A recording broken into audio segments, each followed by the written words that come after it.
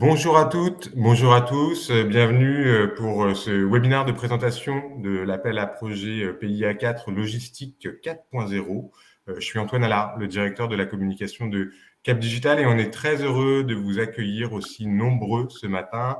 Vous êtes près de 270 à vous être inscrits à cet événement avec nos amis de l'ADEME et en partenariat avec Eura Logistique. L'objectif, pour dire les choses très simplement, il est très clair, c'est vous présenter en détail cet appel à projet logistique 4.0 issu du PIA 4 et opéré par l'ADEME. Mais c'est aussi, et peut-être surtout, l'occasion de vous permettre de poser toutes vos questions à l'opérateur de cet appel à projet, à l'ADEME, à son équipe qui est représentée aujourd'hui par Astrid Bereza, chef de projet senior au pôle financement de l'innovation et programme PIA. Bonjour Astrid. Bonjour à tous. On a également avec nous Tristan Bourvon, vous êtes ingénieur transport et mobilité à l'ADEME. Bonjour Tristan. Et nous avons également, en tout cas elle est en train de nous rejoindre, Valentine Santis, elle est déjà présente parmi les intervenants, elle essaye de monter sur scène, elle est chef de projet Ville durable et mobilité au pôle financement de l'innovation et programme PIA. Bonjour Valentine et à tout de suite, je crois que vous êtes en train de nous rejoindre. Sans plus tarder, je vous présente rapidement le programme de l'événement et je passe la parole ensuite aux différents intervenants. On va donc en introduction se garder 5 minutes pour présenter l'activité, montage, expertise, labellisation de projets de R&D de Cap Digital et ce sera Jennifer Lecomte qui la présentera et ensuite on donnera la parole à Renan Sebaga pour nous présenter plus spécifiquement la communauté, la verticale commerce, retail, logistique au sein de Cap Digital. Ça va durer 5 minutes. Puis ensuite, on donnera la parole à Laurent Després, qui est le directeur du pôle d'excellence logistique et supply chain Eura Logistique, qui est partenaire de l'événement. Bonjour Laurent, merci d'être avec nous. Et après, on attaquera le vif du sujet, la présentation de l'appel à projet en détail avec Tristan, Valentine et Astrid que je viens de présenter. Cette présentation de l'appel durera 30 minutes environ, puis on passera à une séquence de questions-réponses de 15-20 minutes.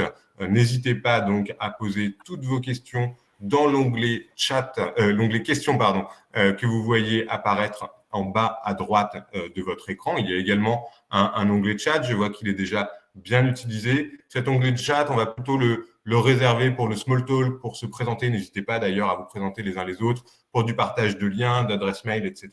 Mais pour tout ce qui est vos questions, les questions que vous souhaitez poser aux intervenants, je vous invite à les poser dans l'onglet questions et Jennifer et moi-même, en fin d'événement, les poseront directement à Tristan, Valentine et Astrid. Voilà, il ne me reste plus qu'à vous préciser que cet événement est enregistré, qu'il sera disponible en replay. Donc, si vous ne pouvez pas rester toute la durée de l'événement avec nous, pas de souci, vous pourrez tout récupérer par la suite.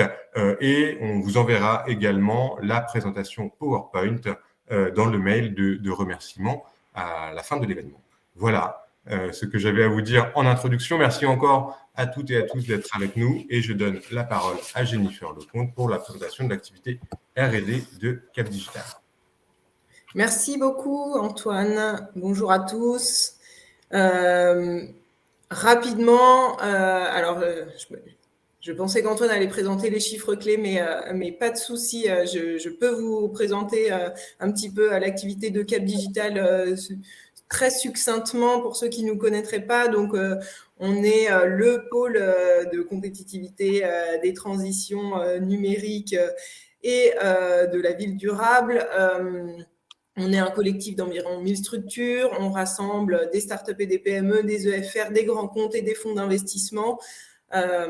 Et on est une équipe d'environ 40 collaborateurs et nous sommes adossés à un pôle d'experts que je présenterai tout à l'heure. Donc voilà les différentes activités du pôle, évidemment une grosse activité R&D dont je dirige l'équipe que je vais vous présenter tout à l'heure. Donc, c'est l'accompagnement de projets de R&D, aussi bien nationaux, régionaux que européens. Une autre activité qui est l'accélération avec un de nos programmes d'accélération qui est le Retail Booster dont Renan vous parlera peut-être tout à l'heure. Et puis également une partie Open Innovation, transformation numérique pour accompagner les grands comptes ou les collectivités. Donc, les chiffres clés, comme je disais tout à l'heure, une grosse équipe européenne avec plus de 42 projets européens dans lesquels les pôles sont impliqués directement. Et nous opérons ces projets en faisant notamment du financement en cascade, en plus d'accompagner nos membres sur leurs différents besoins de réponse à ces appels à projets européens. Donc, l'accompagnement R&D, rapidement, en quoi consiste-t-il ? C'est des événements de sensibilisation, donc c'est des événements tels que celui que nous faisons ce matin avec les financeurs et je remercie l'ADEME pour s'être mobilisé sur cet événement ou comme les R&D Corner, je ne sais pas si vous l'avez suivi, qui ont lieu tous les premiers mardis du mois. On vous accueille, on fait avec vous un premier diagnostic de votre projet, on regarde son stade de maturité, on regarde les financements qui peuvent y être associés et on vous aide à vous retrouver un petit peu dans ces différents appels à projets et bien vous positionner votre projet par rapport à ces appels à projets. Ensuite, on a donc tout ça, n'hésitez pas à nous contacter si vous portez un projet. Et puis ensuite, réservé évidemment à nos membres, on peut faire de la mise en relation pour monter des projets collaboratifs, par exemple. Ensuite, on aura une phase pour vous aider à bien structurer votre projet d'expertise et de labellisation de votre projet. Et puis ensuite, on accompagne votre projet sur toute la durée de ce projet avec des actions de visibilité et de valorisation. On est adossé, comme je le disais, à un réseau d'experts. Ce réseau d'experts sont des experts technologiques, des experts marchés qui vont vous aider en fait à renforcer votre dossier juste avant sa soumission. Et donc, c'est la partie expertise. Nos experts nous aident beaucoup sur cette partie-là et ça permet de donner de vous faire des retours en fait éclairés sur votre projet afin de le renforcer juste avant sa soumission. Rapidement, je vous présente l'équipe qui m'accompagne. Donc, Christelle Ayache, qui est responsable des programmes. Manuel, qui vient de nous rejoindre au sein de l'équipe. Sarah, qui vient de nous rejoindre également et qui s'occupe plus particulièrement de vous accompagner dans vos demandes de financement privé. Et donc, elle est également responsable du réseau des investisseurs en capital. Et puis, toujours à nos côtés, Philippe Roy, qui est là derrière son écran et qui est délégué adjoint en charge des relations académiques et des collectivités territoriales. Donc, si vous avez un projet, la bonne pratique, notre petit formulaire en ligne, n'hésitez pas à le renseigner et on prendra ensuite contact avec vous. Sinon, une seule adresse pour nous contacter, projet@capdigital.com. Et donc, tout de suite, je donne la parole à Renan pour présenter la communauté commerce. Merci Jennifer. Bonjour à tous et bonne année à tous en ce début 2022. Donc, je suis Renan Sobaga, je suis responsable de la communauté commerce au sens large de Capdigital. Donc, je vais vous présenter rapidement un overview de ce qu'est cette filière. En quelques minutes, l'idée, c'est vraiment de vous donner un panorama très rapide de la composition de la filière et aussi de quelques enjeux que l'on adresse et de 4 programmes que l'on porte aussi sur cette filière. Donc, voilà rapidement les membres de la communauté commerce Capdigital. Donc, nous sommes 167 membres dans cette communauté commerce. Donc, avec 20 ETI, entreprises de taille intermédiaire et grandes entreprises qui sont des retailers, donc des commerçants. Et vous verrez dans la slide suivante qu'il y a effectivement d'autres entreprises grands comptes qui sont en support de la partie commerce sur le commerce au sens large. Ce sont également 143 PME qui sont membres, 4 universités et écoles. Et sur la répartition géographique, donc une majorité de membres en Île-de-France, quelques membres dans les 53 membres dans les Hauts-de-France et également quelques membres aussi un peu partout dans d'autres régions, mais que je n'ai pas représentés ici. Sur le volet grand compte du secteur du commerce, qui sont en support, le côté support est intéressant parce que nous avons aussi des ESN, des providers de technologies ou de solutions, ou des acteurs tels que la Banque des Territoires aussi qui nous aident notamment sur le commerce de proximité. Vous voyez ici quelques noms de commerçants, de retailers ou de grands comptes qui ont une activité liée au commerce. Et vous voyez aussi les activités du groupe La Poste, notamment sur des sujets de logistique, forcément aussi très impliqués avec nous sur de telles thématiques. Des retailers aussi tels que effectivement Boulanger, Cora, Kiabi. Je vous laisse lire et découvrir la slide. De toute façon, vous aurez la présentation plus tard. Le terrain de jeu que l'on adresse, c'est un travail tout récent que l'on a fait avec l'équipe commerce au sein de Cap Digital. Donc voilà, on vous livre un peu en avant-première les sujets qui vont être adressés dans les mois à venir. Et vous verrez qu'on va se retrouver aujourd'hui dans le 5e item qui est l'aménagement commercial et logistique intégré au territoire. Donc on en parlera abondamment ce matin. Mais sinon, les autres sujets à adresser dans les activités du commerce, c'est effectivement tout ce qui est lié au process de transformation, d'expérience, d'achat et d'omnicanalité, notamment lié à l'accélération de la crise. Tout ce qui est lié au commerce de confiance, donc c'est vendre un produit de confiance par un commerçant de confiance, le commerce serviciel et le commerce circulaire. Donc on pourra revenir si vous avez des questions sur ces sujets ultérieurement. Mais aujourd'hui, on va se concentrer uniquement et précisément, en tout cas, sur le dernier item qui est l'objet de l'appel à projet d'aujourd'hui. Je vais vous présenter 4 programmes très rapidement pour la spécifique à la filière du commerce et que l'on adresse auprès de la verticale et des membres que j'ai cités tout à l'heure. Donc New Shopping Experience, qui est un programme d'open innovation qui existe depuis 10 ans, qui permet de collaborer entre des startups et des grands comptes afin de réaliser une partie de R&D et de développement pour les PME et une partie d'expérimentation au sein de territoires qui sont souvent des grands comptes du commerce et qui viennent tester les solutions qui ont été développées et financées. Vous avez ici quelques logos d'enseignes qui ont participé à ce programme et depuis 10 ans, environ 105 projets ont été financés et accompagnés pour 10 millions d'euros. Challenge Poke & Go, qui est un challenge qui s'opère dans les challenges numériques. Et actuellement, nous avons 2 challenges ouverts sur notamment la localisation et le guidage indoor en partenariat avec la SNCF qui nous adresse des cas d'usage sur ces sujets-là.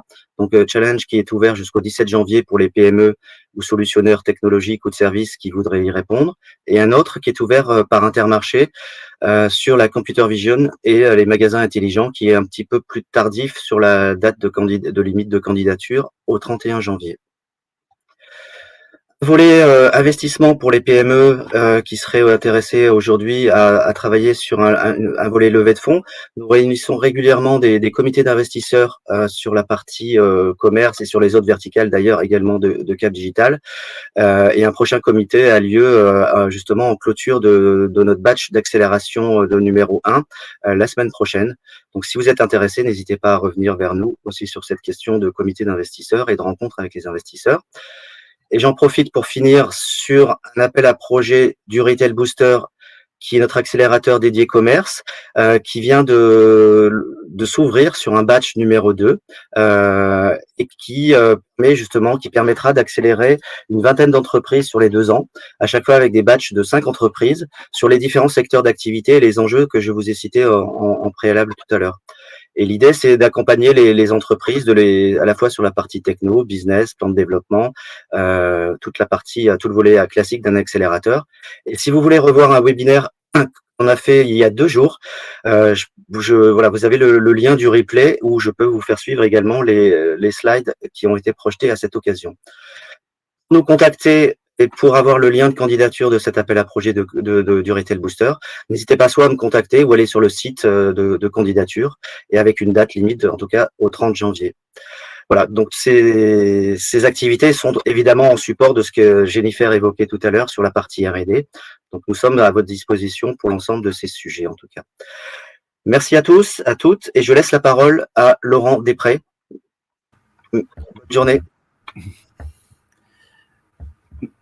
Merci. Donc, Laurent Després, je suis directeur du pôle d'excellence régional Euralogistique en région Hauts-de-France.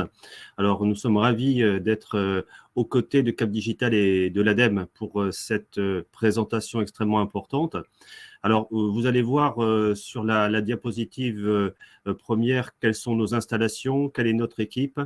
également voilà, où nous nous situons. Est-ce que vous pouvez passer le slide suivant? Voilà. Alors, quelques images pour faire simple.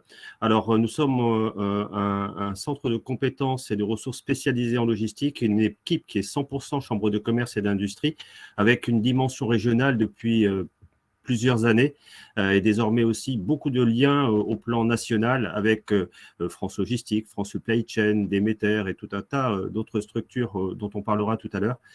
Et puis aussi une présence importante en région Hauts-de-France d'une assemblée, d'une fédération qui s'appelle Norlink, qui regroupe l'ensemble des hubs et des infrastructures en région Hauts-de-France et qui est rivée sur la dynamique, notamment Canal Seine-Nord-Europe, projet extrêmement structurant qui va permettre à la région Hauts-de-France de rejoindre le bassin parisien ou de se connecter beaucoup plus aisément à l'ensemble des ports sur le nord.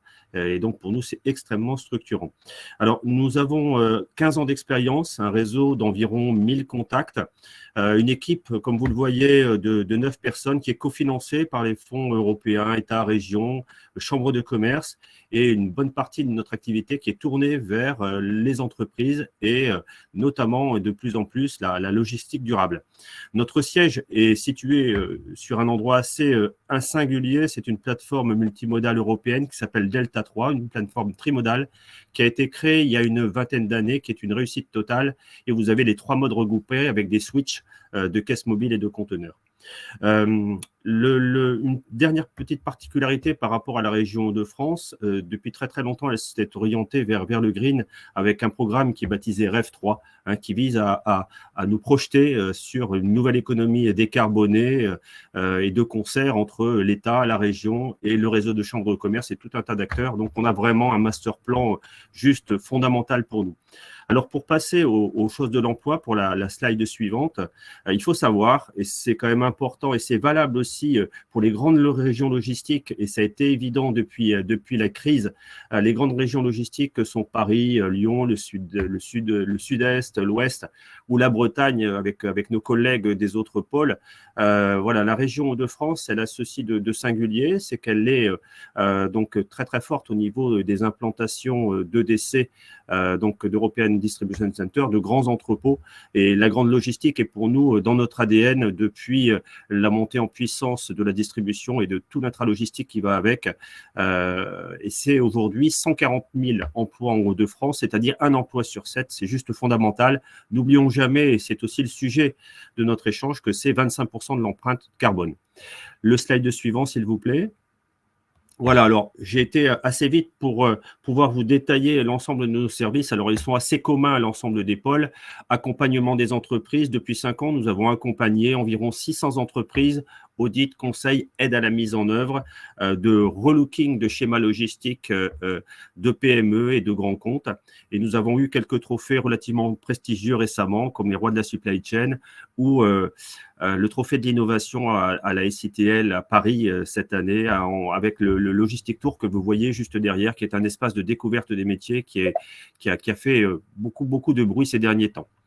Nous avons aussi dans l'ensemble de nos prestations des prestations tournées à la fois vers les entreprises, vers les territoires, mais aussi notre propre projet de développement qui s'appelle la Cité internationale de la logistique et de la supply chain, qui nous permettra de nous positionner très très fortement sur la green logistique, avec un vrai projet d'investissement sur environ 7 hectares de bâtiments, avec une portée naturellement européenne, puisque depuis de nombreuses années désormais au niveau de l'équipe, nous travaillons sur des projets de R&D, Horizon 2020, quelques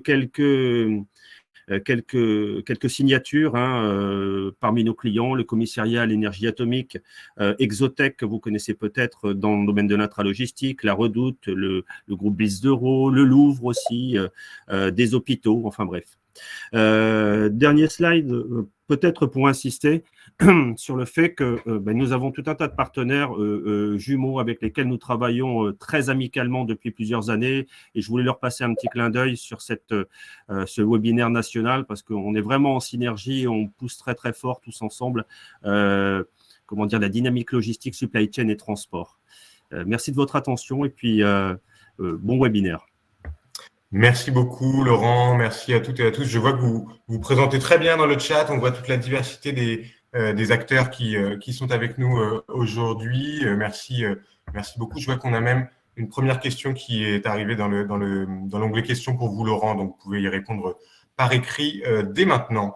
On va donc maintenant passer au cœur du sujet, la présentation de l'appel logistique 4.0 PIA 4 avec nos partenaires et l'équipe de l'ADEME, Valentine, Tristan, Astrid. Je vous invite à allumer votre caméra, allumer votre micro et je vous laisse la parole. Je vous rappelle que vous pouvez faire défiler directement les slides en appuyant sur la petite flèche droite à droite des slides. Voilà, c'est à vous. Eh bien, merci. Bonjour à tous. Donc, voilà, bienvenue à ce webinaire. Alors, un point d'introduction sur le programme d'investissement d'avenir. Donc, l'ADEME est opérateur du programme d'investissement d'avenir maintenant depuis 2010. Donc, c'est un programme qui vise à stimuler l'innovation et la croissance des entreprises françaises et opérant donc, sur le territoire français. Donc, opérateur depuis 2010, 3 plans d'investissement aujourd'hui réalisés pour plus de 2,5 milliards d'euros engagés pour l'opérateur ADEME. Et donc, récemment, l'ouverture de ce 4e plan d'investissement d'avenir où 50 millions d'euros sont spécialement dédiés à la thématique logistique. Voilà ce que je peux dire. Donc, ce sont des sommes qui sont allouées à la fois en subvention ou en avance remboursable. Nous allons préciser tout ça. Un appel à projet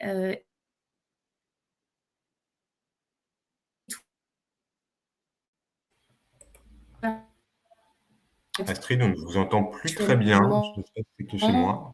Donc, Non, effectivement, je ne l'entends plus non plus de mon côté. Voilà, c'est les joies du direct, des connexions. Bon, pas de souci. Est-ce que Tristan, Valentine, vous pouvez prendre le relais en attendant qu'Astrid se reconnecte? Merci beaucoup. Oui, vous m'entendez bien? Oui, très bien.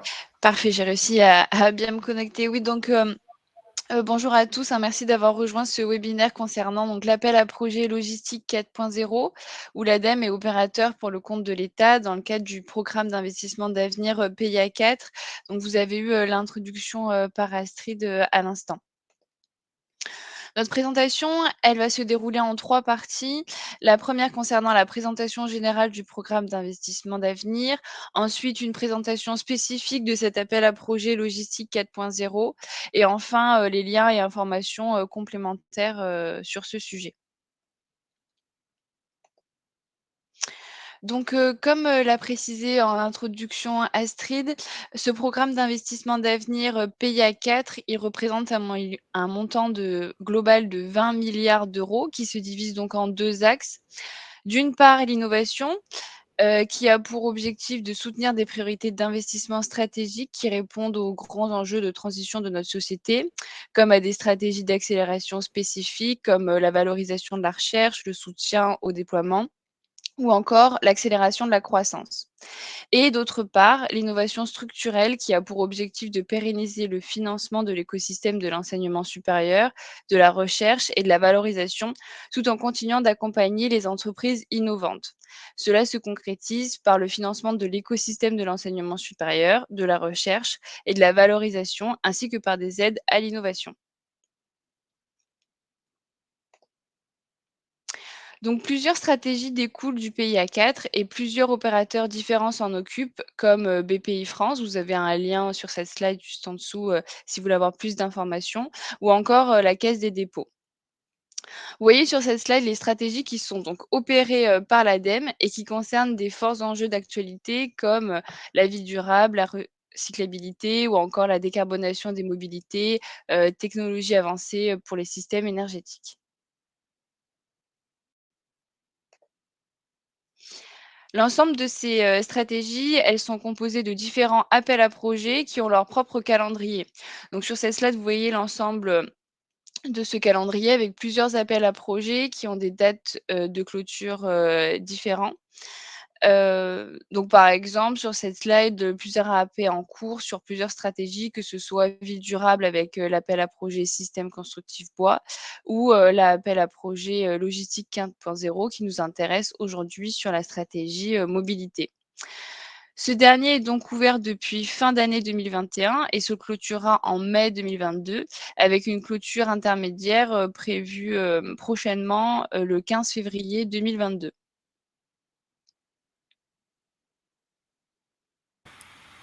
Voilà, donc effectivement, ensuite, plus précisément pour vous présenter l'appel à projet Logistique 4.0, qui est vraiment celui qui nous intéresse aujourd'hui dans le cadre de ce webinaire.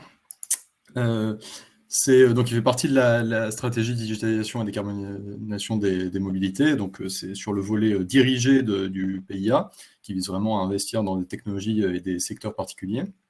Il s'organise en 2 relevés. Donc, un premier relevé qui est déjà clos en ce qui concerne les pré-dépôts. Donc, sauf si votre projet a déjà été déposé, il ne pourra être soumis que pour le deuxième relevé. Et l'objectif, en fait, qui est donc ce deuxième relevé dont les pré-dépôts sont clos le 15 mars et ensuite un dépôt final le 15 mai, comme l'a dit Valentine. Donc, clairement, l'objectif de cette AAP, il se répartit sur 3 axes thématiques, mais l'objectif de fond, c'est de venir optimiser, sécuriser, décarboner les transports massifiés et interfaces multimodales avec vraiment une importance particulière pour l'intermodalité, et ensuite améliorer la compétitivité de la chaîne logistique en France et maîtriser son impact environnemental sous plusieurs formes, sous plusieurs critères.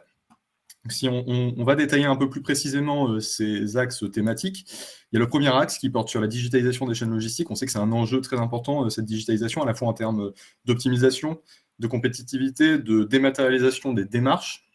Donc pour cela, on est vraiment dans une logique où on va essayer de balayer 4 axes différents qui vont être à la fois la question des données, où il y a un fort enjeu d'ouverture et de mutualisation, en particulier sur les données à la fois publiques et privées qui concernent la logistique.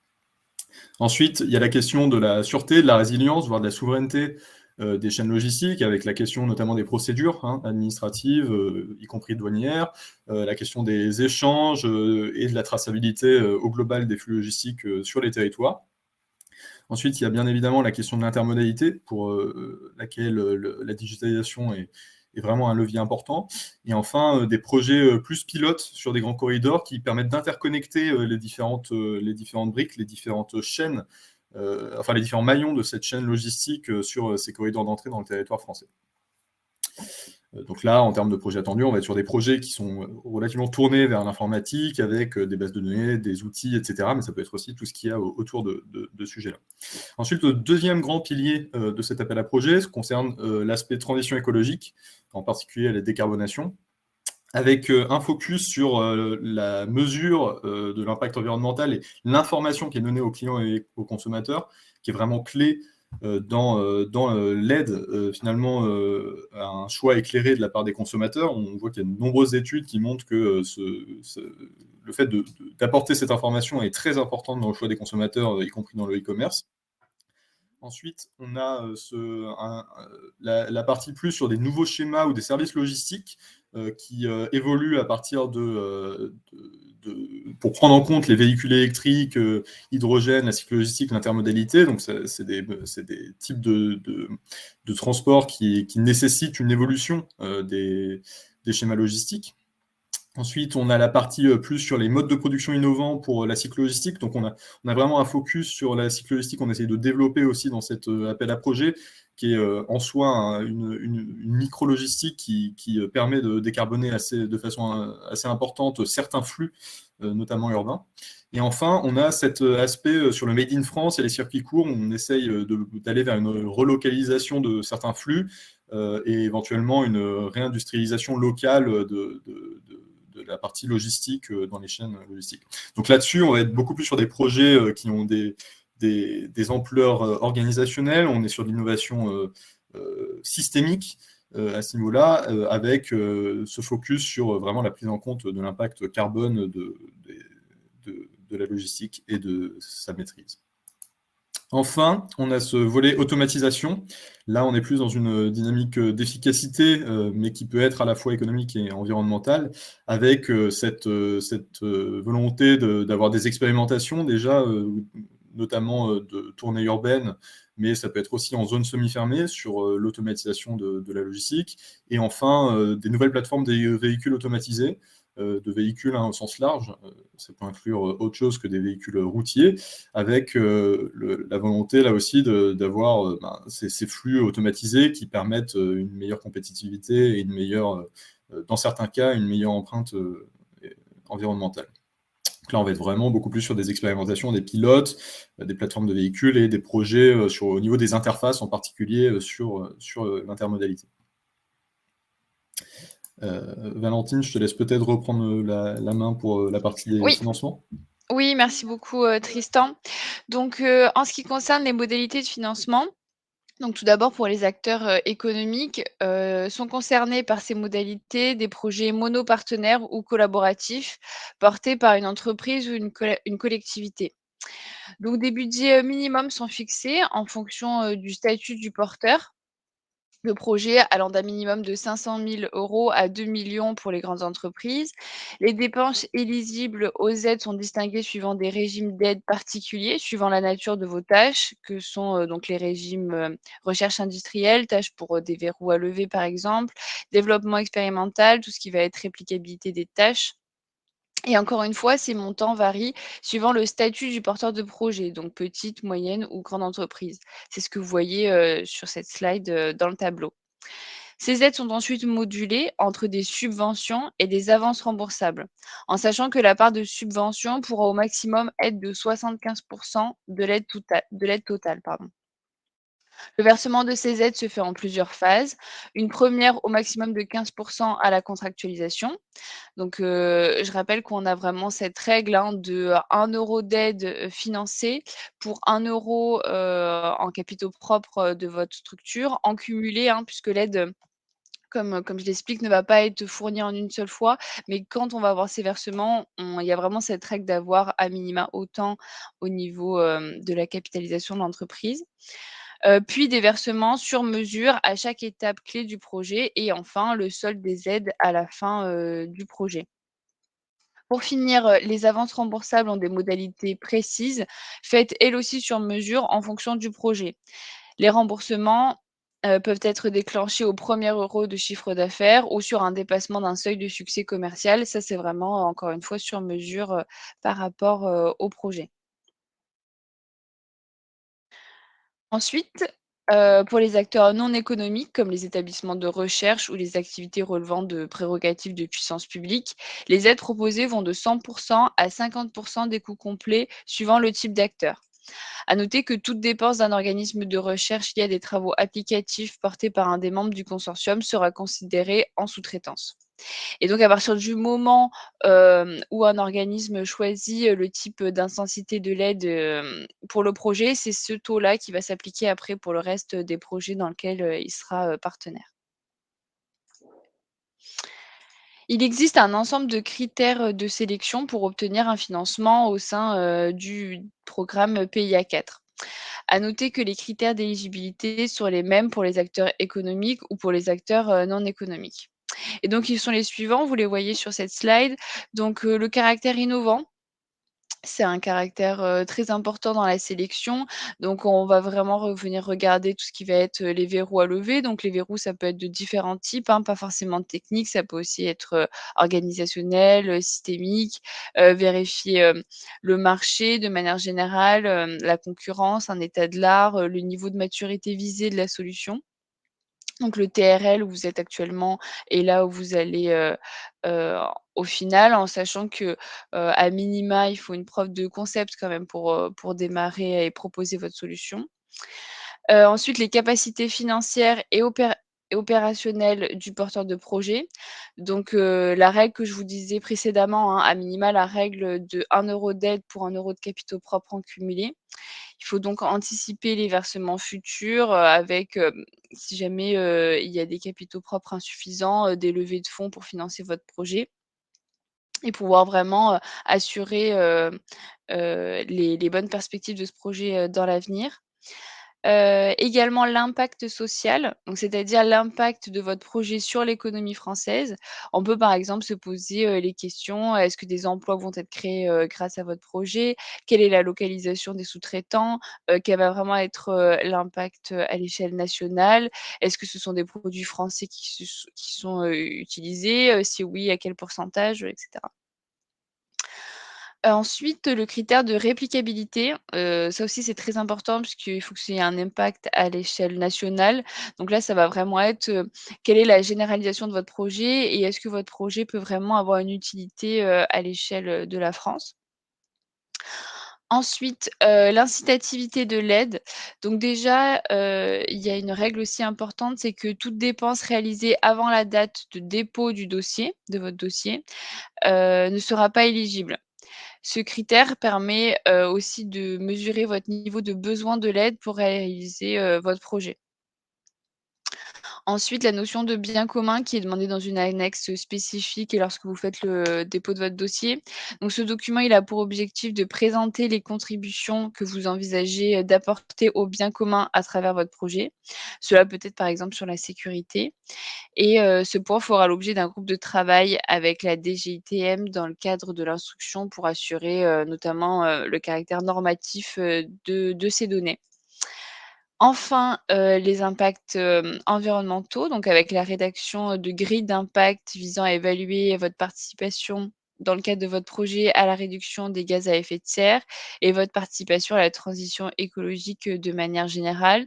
Cette grille d'impact, fait aussi partie, hein, des annexes à fournir pour le dépôt, définitif. Hem Puisqu'il est important d'avoir vraiment une corrélation entre, la réflexion de votre projet sur l'impact, donc comme on l'a dit économique, mais que ça se traduise également, dans des impacts, bénéfiques pour l'environnement. Et pour finir, donc l'impact économique de votre projet avec, des business plans, des prévisions, financières de votre projet et de manière globale, le schéma économique, de votre projet. Au niveau du process, donc comment se passe un dépôt de dossier, pour cet appel à projet, hein, mais le planning est le même, les démarches sont les mêmes quel que soit l'appel à projet. Donc il y a plusieurs étapes, clés. La première consiste à nous contacter, lorsque vous avez réalisé votre annexe 2. Donc l'annexe 2, c'est un document PowerPoint que vous pouvez télécharger directement sur le site Agir, dédié à cet appel à projet. Dans l'idée ensuite d'organiser, votre réunion de pré-dépôt. L'annexe 2, elle est à nous transmettre à l'adresse mail dédiée pour cet appel à projet qui est donc aap.pia4.logistique4.0@adem.fr.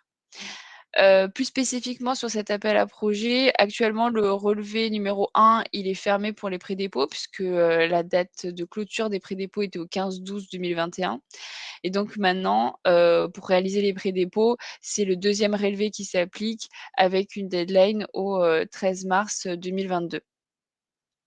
Et donc cette annexe 2, elle doit nous être envoyée au moins 2 jours avant la réunion de pré-dépôt, puisque la réunion de pré-dépôt, l'objectif, c'est que ce soit un vrai temps d'échange qui nous permet d'avoir une présentation de votre projet, de répondre à vos questions, d'avoir lu au préalable votre annexe 2, pour avoir, vérifié un petit peu les critères d'éligibilité et en conclusion, vous dire, donc si vous pouvez continuer ou pas pour le dépôt final, qui a lieu sur la plateforme, Agir. Donc voilà, ça c'est vraiment la deuxième étape, c'est de déposer votre dossier sur la plateforme Agir, concernée donc, là, dans ce cas-ci, sur l'AP, Logistique 4.0 et se déroulera ensuite le processus, d'instruction avec à la clé la décision ou non de financement de votre projet et si financement, de combien. Donc on peut compter à peu près 3 mois à partir d'un dossier, déposé complet. Et ensuite, si votre projet est retenu, cela donnera suite à l'étape de contractualisation, puis de suivi de votre projet avec des étapes clés à respecter jusqu'à la fin, de votre projet. À noter aussi, hein, que chaque étape décisionnaire est prise, avec le comité de pilotage composé de différents ministères compétents et le SGPI qui est donc le secrétariat général pour l'investissement, rattaché directement au Premier ministre. C'est vraiment, dans le cadre d'un jury L'ADEME n'est pas seule dans ce jury. Il y a effectivement plusieurs personnes des ministères concernés et du SGPI. Enfin, dernière partie de cette présentation concernant les liens et les informations complémentaires qui peuvent vous intéresser. Donc, vous avez sur cette slide l'ensemble des adresses mail concernant les appels à projets ouverts actuellement, ainsi que des sites internet pour vous renseigner sur les différents sujets, que ce soit la recherche et l'innovation au niveau entreprise ou des contacts plus précis concernant la logistique qui peuvent vous intéresser. Pour en savoir plus également sur le dispositif du PIA opéré par l'ADEME, vous avez également un document qui est disponible en envoyant une demande auprès du service communication de l'ADEME ou directement en téléchargement sur le site de l'ADEME. Et vous avez également des bilans thématiques concernant les PIA qui sont disponibles sur le site de l'ADEME. Donc là, forcément, c'est les bilans du PIA 1 et 2, puisque le PIA 3 est toujours en cours, il est en train de se clôturer, mais il y aura des bilans qui seront faits sur le PIA 3, également sur le PIA 4 par la suite. Donc, c'est la fin de cette présentation. On est désormais à l'écoute à vos questions. Et dans tous les cas, si on n'aurait pas le temps de répondre à toutes les questions pendant ce webinaire, vous pouvez bien sûr nous contacter à l'adresse mail qui est consacrée à la PE Logistique 4.0 et on pourra également vous y répondre. Voilà. Merci beaucoup Valentine, merci Tristan, merci Astrid qui a réussi à se reconnecter pour cette présentation. On a effectivement reçu déjà quelques questions dans l'onglet questions. Je rappelle que tous les participants peuvent remonter des questions à Tristan, Valentine et Astrid. C'est le moment. J'en profite pour dire à Loïc que oui, le webinaire est bien enregistré et que vous pourrez le regarder, le rattraper en replay dès que nous aurons fini cet événement.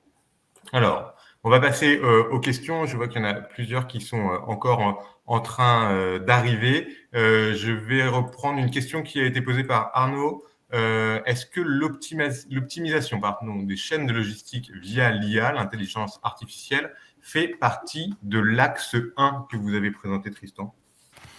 Alors effectivement, l'intelligence artificielle fait partie de cette volonté d'optimisation via la digitalisation.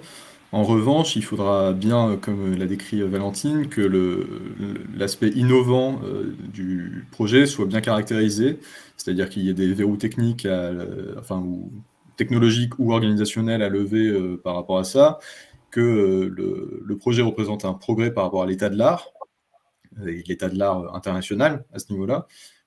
Et aussi, il faudra bien nous justifier en quoi le fait d'être, la situation du projet par rapport à la concurrence justifie ce caractère innovant.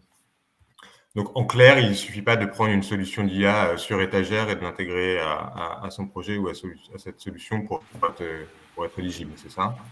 Exactement. Donc, il faut vraiment qu'il y ait une innovation liée à l'intelligence artificielle appliquée à la logistique. Ça peut être un assemblage de briques, mais il faut que ce ne soit pas justement un simple assemblage. Il faut qu'il y ait un aspect nouveau à ce côté-là et que ça représente un certain bond technologique ou organisationnel pour que ça puisse être caractérisé.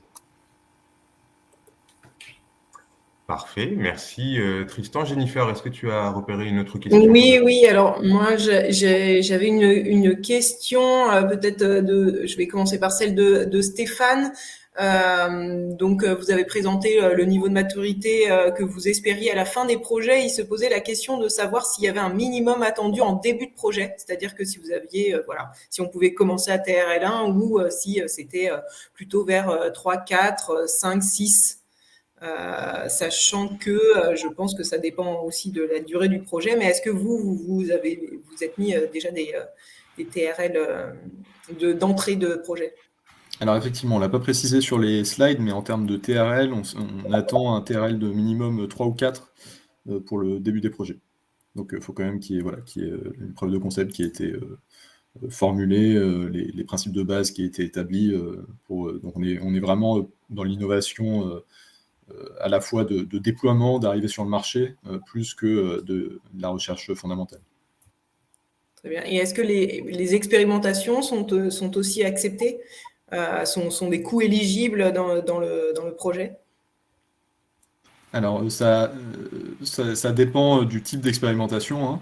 Quand c'est une expérimentation qui vient valider qui vient soit lever des verrous, c'est-à-dire valider la levée de ces verrous et le principe d'une solution technique ou organisationnelle, et donc valider en quelque sorte cette innovation, là, effectivement, c'est éligible. Ensuite, si c'est de l'expérimentation qui est plus, on va dire, à visée de déploiement, mais qui ne participe pas au développement de l'innovation, bon, c'est plus rare, hein, mais ça peut arriver. À ce moment-là, ça ne sera pas éligible. Donc, c'est vraiment, il faut que ça fasse partie du processus de développement expérimental à ce niveau-là. Merci beaucoup, Tristan. On a une question de Stanislas également sur la sous-traitance. Est-ce qu'il y a une limite concernant les montants prévus en sous-traitance? Alors, par rapport à la sous-traitance, il y a pas de montant spécifié dans le cahier des charges, mais c'est vrai que dans le cas général, on a quand même le pourcentage en tête de 30 de sous-traitance maximum, mais ça peut être justifié différemment au cas par cas par le projet. Merci. Une question de Bernard qui demande: est-ce qu'une nouvelle technologie de connectivité via satellite dédiée à la logistique, tout mode, serait éligible à cet appel à projet?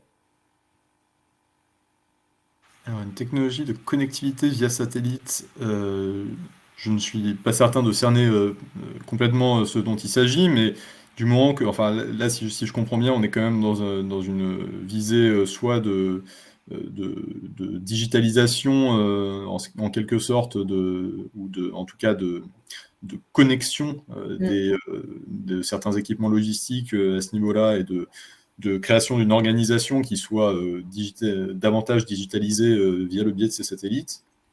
Donc j'aurais prudemment tendance à dire oui, mais j'avoue ne pas complètement comprendre le concept. Ça demanderait J'imagine que c'est plus haut au niveau des réseaux de communication, voilà, dédiés aux chaînes logistiques, mais j'imagine que c'est un peu plus haut dans le réseau de communication que le projet s'adresse ici.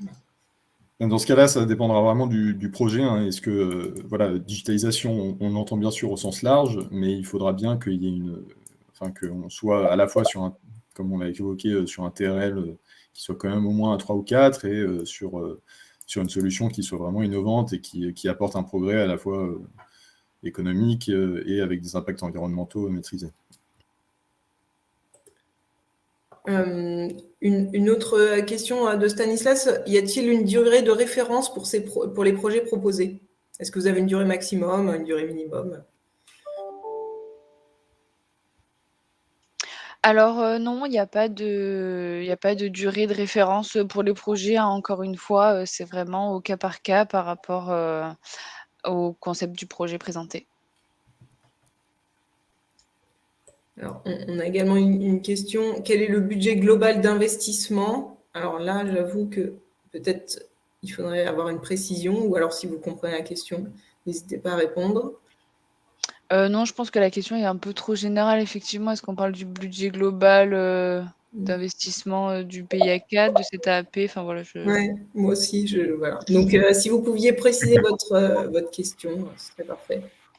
Le budget total de l'AAP, en tout cas, est de 90 millions, si c'est la question. D'accord. On a une question de Narek également. Narek est porteur de projet. Il est déjà incubé dans un incubateur qui s'appelle Aura Technologies à Lille. Est-ce que lorsque l'on est déjà incubé dans ce type d'incubateur, on peut bénéficier de vos financements? Je pense que oui, rien ne s'y oppose.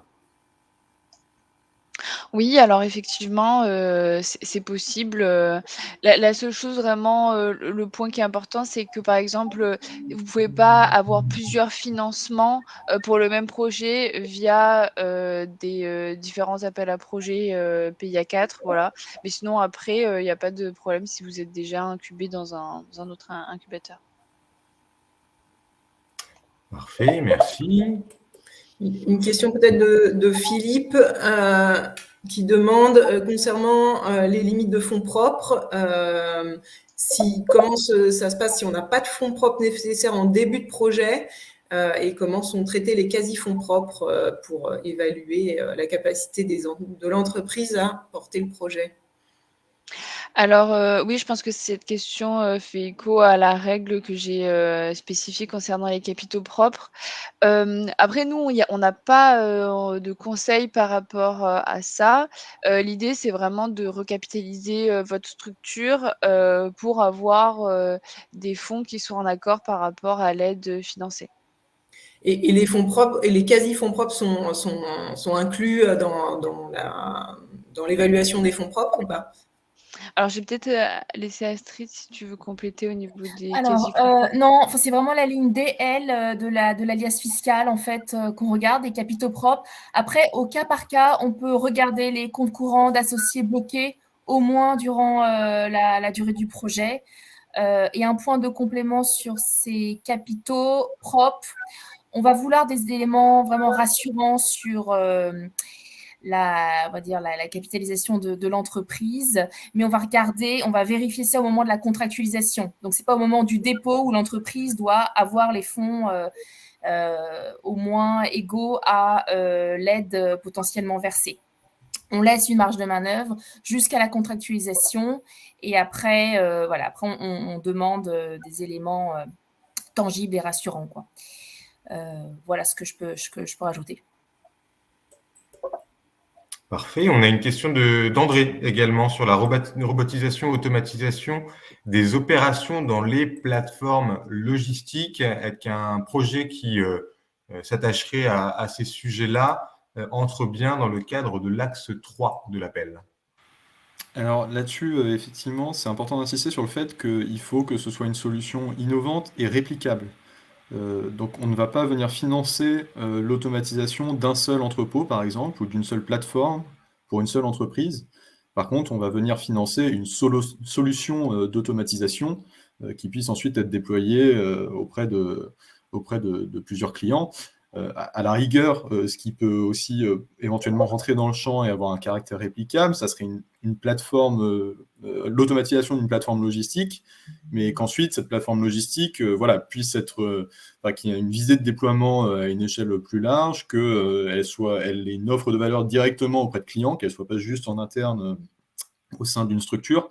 Donc c'est vraiment cette réplicabilité, la diffusion de l'innovation via le marché au sein de l'économie française qui sera importante. Très clair, merci. Alors, une question, pardon, Jennifer de Serdar, sur les membres du consortium. Est-ce qu'on peut avoir un partenaire d'un pays en dehors de l'Union européenne au sein du consortium, notamment un partenaire qui serait mobilisé pour améliorer la solution et expérimenter, tester sur le terrain?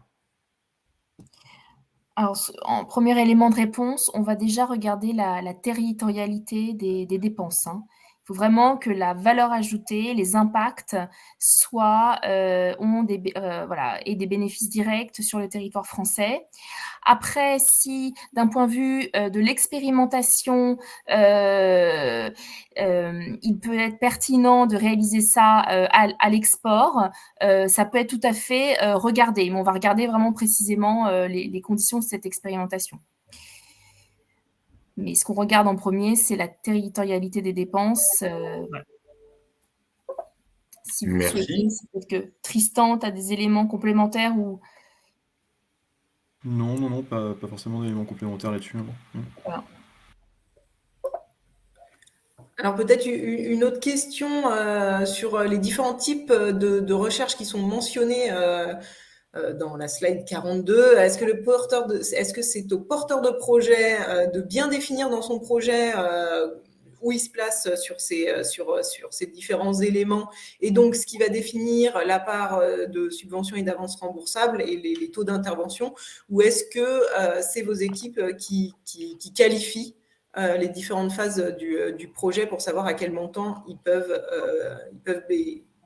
être adressés? Oui, alors, dans les dossiers qui sont à déposer, hein, on va demander à ce qu'effectivement le porteur, catégorise ses tâches suivant ces différents régimes. Donc c'est vraiment le porteur du projet qui va définir ces types, de catégories, donc de taux pour les différentes tâches de son projet. Après, dans tous les cas, c'est des éléments qui sont effectivement regardés, vérifiés et potentiellement modifiés après par le comité de pilotage lors de l'instruction approfondie où toutes les tâches vont être un peu challengées. Il y a peut-être des tâches aussi qui sont non éligibles au projet. Enfin voilà, ça sera quelque chose qui sera détaillé et mis à jour lors de l'instruction après pour avoir un financement précis par rapport au projet. Merci. On nous demande également, est-ce qu'il y a des mises en relation prévues pour aider à construire les consortiums? Comment est-ce qu'on peut avoir accès aux différentes entreprises potentiellement intéressées par cet appel à projet? C'est aussi un petit peu notre rôle à nous, côté Cap Digital, en partenariat avec Eura Logistique et avec nos réseaux de partenaires, que de vous aider à trouver évidemment les entreprises, mais aussi les organismes de recherche, voire les collectivités qui seraient intéressées pour monter un consortium. Oui, et je compléterai ce point en disant que vraiment les projets montés par les pôles de compétitivité sont pour le PIA un gage de qualité sur le fond et la forme. Donc vraiment, n'hésitez pas à vous tourner vers des pôles et voilà, et Cap Digital là dans le cas présent, quoi. Merci beaucoup, Astrid. Merci. On vous mettra dans le mail de remerciement le lien pour nous contacter, les informations à fournir si vous êtes intéressé, si vous cherchez des partenaires, évidemment. Alors, il y a une autre question. Alors, peut-être vous avez répondu sur la deuxième partie de la question, sur la durée maximale des projets, mais il y a une question sur est-ce que le projet peut commencer plus tard que T0 plus 6 mois? Alors, je ne suis pas sûre d'avoir compris la question. En gros, est-ce que le projet peut commencer 1 an après son dépôt? Alors, il faut quand même que, étant donné qu'il y a plusieurs relevés en plus, l'intérêt, c'est quand même de déposer au moment où vous avez besoin des financements et que donc le projet va commencer. Après, dans tous les cas, comme on vous a montré, il y a vraiment un processus et à suivre, mais je ne sais pas, Astrid, si tu veux compléter, mais je ne sais pas si je comprends vraiment très bien l'intérêt de C'est vrai que, étant donné qu'il y a en général 3 mois d'instruction et puis 3 mois de contractualisation, finalement, on arrive vite à T0 plus 6. Et donc, voilà, c'est pas incohérent de présenter un projet avec ces échéances-là. Et je rappelle, vous l'avez rappelé, que les dépenses sont éligibles à partir du moment où ils déposent le dossier. Tout à fait. La pré-proposition ou la proposition La proposition définitive. Définitive. Ouais. Merci. Alors, il y a une autre question. Un centre de recherche EPIC en coût complet participant à un projet porté par une entreprise serait-il en sous-traitant ou en demandeur d'aide directement? Alors ça dépend vraiment du projet. C'est un choix de gouvernance. Il peut être en partenaire ou en sous-traitance. Ça dépend vraiment du projet. Astrid, peut-être que tu veux rebondir là-dessus? Oui, c'est vraiment dépendre de la valeur ajoutée qu'il apporte dans le projet, en fait. Donc, si voilà, il y a une grosse valeur ajoutée, on préfère que les partenaires soient en direct plutôt qu'en sous-traitant, clairement. Pour nous, on a du coup une relation contractuelle pour suivre les travaux de ce partenaire. Ok, merci. Tariq nous demande aussi une précision sur le critère de réplicabilité.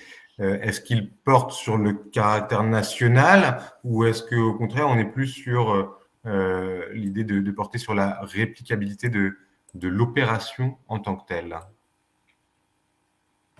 Alors, Sachant qu'il vise à développer un projet sur une opération bien précise. Voilà. En fait, donc c'est vraiment une, comment dire, il faut qu'il y ait des perspectives de diffusion de votre innovation enfin, au sein de l'économie ou sur le territoire français, voire international, du moment que c'est porté par un acteur français. Donc, comment dire, ça va vraiment dépendre de la façon dont vous concevez l'offre de votre solution, enfin, comment vous concevez votre produit, votre offre de service ou proposition de valeur. Et donc là, par exemple, sur un chantier précis, avec une opération précise, on va vraiment pas pouvoir financer l'automatisation à l'échelle juste d'un chantier. Par contre, si derrière, voilà, vous dites c'est une technologie ou un schéma spécifique au chantier, qu'ensuite on a des perspectives de l'étendre à d'autres chantiers en le proposant sous une forme de service, ou alors en reprenant je sais pas, les spécifications qui ont été faites et en les diffusant, à ce moment-là, effectivement, le critère de réplicabilité sera rempli. Donc, en tout cas, c'est pas nécessairement une histoire de national ou pas, c'est vraiment une histoire de diffusion de l'innovation portée par un acteur national. Merci beaucoup. Alors, je vois une question dans le chat. Posez bien vos questions dans l'onglet questions. Donc, je relaye la question d'Olivier du chat, mais je vois que vous avez plein d'échanges dans le chat et c'est tant mieux.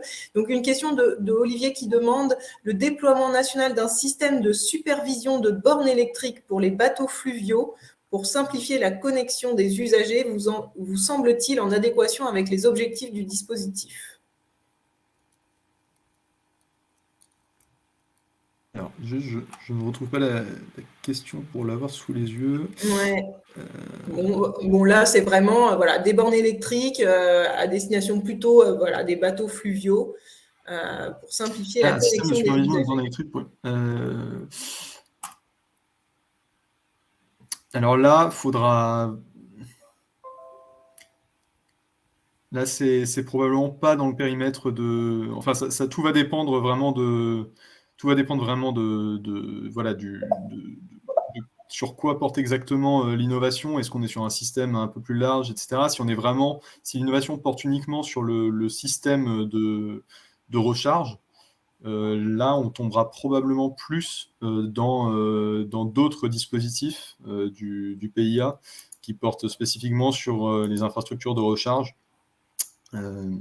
Ensuite, si on est... là, j'ai un peu du mal à situer, ça dépendra vraiment du périmètre en fait, du projet là-dessus.